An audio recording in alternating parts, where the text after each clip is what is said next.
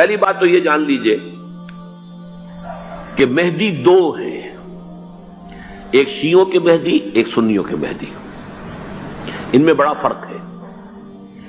شیعہ حضرات مہدی کو مانتے ہیں، وہ ان کے 12ویں امام ہیں، ان کے عقیدے کے مطابق انہیں پیدا ہونے کے فوراً بعد اس اندیشے سے کہ انہیں قتل کر دیا جائے گا ایک غار میں چھپا دیا گیا تھا۔ تقریباً 1200 برس سے وہ اس غار کے اندر ہیں، وہ روپوش ہیں، چھپے ہوئے ہیں، اسی لیے انہیں امام غائب کہا جاتا ہے، اور اب ان کا انتظار ہو رہا ہے، اس لیے انہیں امام منتظر بھی کہا جاتا ہے۔ اس لیے شیعوں کے دارالعلوم جو ہوتے ہیں دارالعلوم المنتظر، وہ اس لیے کہ ان کا انتظار کیا جا رہا ہے۔ تو یہ ہے، اب وہ ان کا خیال ہے کہ آخری دور میں، آخری زمانے میں وہ ظاہر ہو جائیں گے، غار سے نکل آئیں گے۔ دیکھیے، میں اس عقیدے کو اس بنا پر رد نہیں کرتا کہ یہ ناممکن ہے کہ کیسے کوئی شخص جو ہے 1200 برس تک کسی غار کے اندر زندہ رہ سکتا ہے، نہیں، میں سمجھتا ہوں ممکن ہے۔ 300 برس تک اصحاب کہف رہے کہ نہیں رہے؟ سوئے رہے۔ 300 ایئرس ہم مانتے ہیں۔ حضرت عیسیٰ اسی حیات عرضی کے ساتھ 2000 سال سے موجود ہیں آسمان پہ کہ نہیں ہے؟ آپ کو معلوم ہے حضرت عزیر 100 برس تک مرنے کے بعد دوبارہ زندہ کر دیے گئے۔ فَأَمَاتَهُ اللَّهُ مِئَةَ عَامٍ ثُمَّ بَعَثَهُ۔ تو ناممکنات میں سے کوئی سوال پیدا نہیں ہوتا، لیکن یہ کہ آیا کوئی امامت معصومہ کا تصور قرآن اور حدیث سے ہمیں ملتا ہے؟ پھر یہ کیا یہ موروثی امامت کہ حضرت علی کی نسل جو حضرت فاطمہ سے چلی ہے اسی میں یہ امامت ہوگی؟ اس کے لیے ہمارے پاس کوئی دلیل نہیں ہے، ہم اس کو تسلیم نہیں کرتے۔ ہم تو سمجھتے ہیں کہ معصومیت ختم ہو گئی محمد الرسول اللہ صلی اللہ علیہ وسلم پر، خاتم المعصومین ہے محمد الرسول اللہ۔ اب ان کے بعد تو اجتہاد ہے اور خلافت ہے، عام معاملات میں اجتہاد ہوگا، نظام خلافت کا ہوگا۔ تو ہمارے نزدیک جو میں جس مہدی کا نام لے رہا ہوں وہ مہدی ہے جو ایک مجدد ہوں گے، جیسے کہ مجددین کے نام میں نے آپ کو گنوائے ہیں،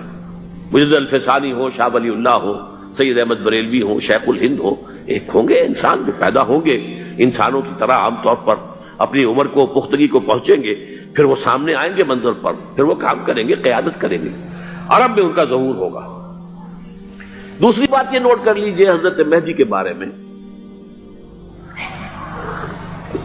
ہمارے ہاں احادیث کے جو مجموعے ہیں ان میں جو ٹاپ کے 2 مجموعے ہیں ان میں کہیں حضرت مہدی کا ذکر نہیں ہے، نہ صحیح بخاری میں نہ صحیح مسلم میں، لیکن ہم اسے نظر انداز نہیں کر سکتے کہ صحائح ستہ کی بقیہ 4 کتابوں کے اندر موجود ہیں، لہذا نظر انداز نہیں کر سکتے، اگنور کرنا ممکن نہیں ہے۔ اب اس میں میں چاہتا ہوں کہ کچھ حدیثیں آپ کو میں سناؤں جن میں حضرت مہدی کا تذکرہ کیا گیا ہے۔ پہلی ہے وعن عبداللہ ابن مسعود قال قال رسول اللہ صلی اللہ علیہ وسلم، حضرت عبداللہ ابن مسعود سے روایت ہے، وہ فرماتے ہیں کہ حضور نے ارشاد فرمایا لا تذهب الدنيا حتى يملك العرب رجل من اہل بیتی، یہ دنیا ختم نہیں ہوگی جب تک کہ عرب پر میرے اہل بیت میں سے ایک شخص کی حکومت قائم نہ ہو۔ اور آپ کو معلوم ہے کہ آج تک عرب پر حضور کے اہل بیت کی کوئی حکومت قائم نہیں ہوئی، اور جب قائم ہوئی بھی تھی حضرت علی کو اگر شمار کیا جائے، اس لیے کہ حضور نے وہ جو مشہور واقعہ ہے کہ ایک چادر میں لے لیا تھا حضرت علی کو اور حضرت فاطمہ اور حضرات حسنین کو، اللہم ہؤلاء اہل بیتی، اے اللہ یہ بھی میرے اہل بیت ہیں، تو حضرت علی کی بھی حکومت منعقد نہیں ہوئی، پورے عالم اسلام پر ان کی حکومت نہیں تھی، اس لیے کہ شام اور مصر دونوں صوبے جو ہیں انہوں نے ان کی اطاعت قبول نہیں کی تھی۔ اس حوالے سے یہ معاملہ ابھی ہونا ہے۔ لا تذهب الدنيا حتى يملك العرب رجل من اہل بیتی یواطئ اسمہ اسمی، اس کا نام وہی ہوگا جو میرا نام ہے، یعنی محمد صلی اللہ علیہ وسلم، اور ان کا نام بھی، مہدی کا نام بھی محمد ہو، مہدی تو ان کا لقب ہے۔ یہ ترمذی میں بھی ہے، ابو داؤد میں بھی ہے، سنن ابی داؤد، جامع ترمذی، بلکہ ابو داؤد میں ایک اور روایت ہے، قال، حضور نے فرمایا لو لم يبق من الدنيا الا يوم، اگر دنیا کی زندگی میں سے کچھ بھی نہ بچے سوائے ایک دن کے، لطول اللہ تعالی ذالک الیوم، تو اللہ تعالیٰ اس دن کو لمبا کر دے گا، حتی یبعث فیہ رجلا منی، یہاں تک کہ میرے خاندان میں سے ایک شخص کو اٹھائے گا،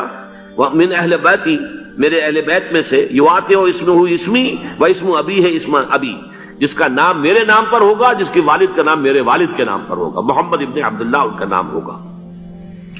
اور وہ یملأ الارض قسطا وعدلا کما ملئت ظلما وجورا، وہ سرزمین عرب کو عدل اور انصاف سے اسی طرح بھر دیں گے جیسے کہ وہ ظلم اور زیادتی سے بھر چکی ہوگی۔